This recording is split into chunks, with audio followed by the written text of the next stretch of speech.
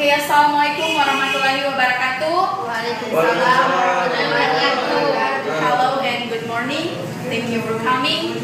And my name is Nur Fajrin Nuneto. Today I'm going to present you about the nature, approaches, method in language teaching. First of all, in the nature of approaches and method in language teaching, we have to know the definition of language. As we know that language is an important phenomenon in our life. And first, I will explain you about the definition of language. There are two definitions of language. First is language is a system or arbitrary verbal symbol used for human communication.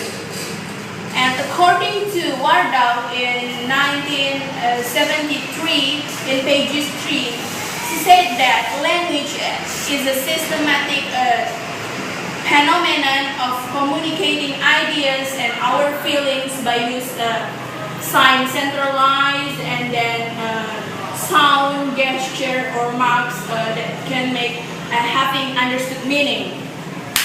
And next, there are deducative learning of grammar and inducative learning of grammar. First is deducative learning of grammar.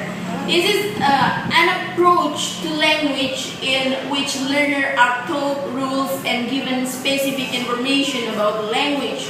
And they apply these rules when they use language. For example, in the grammar translation method, specific grammar rules are given to the learners and practice subsequently follows to familiarize students with the rule.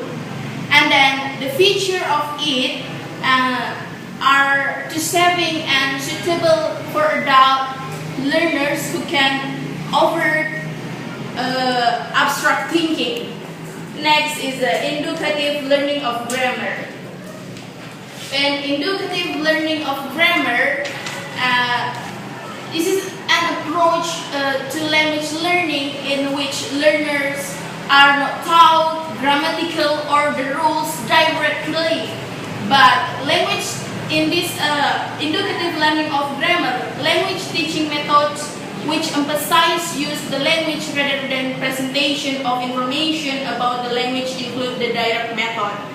And the next is performance and competence. I will explain you about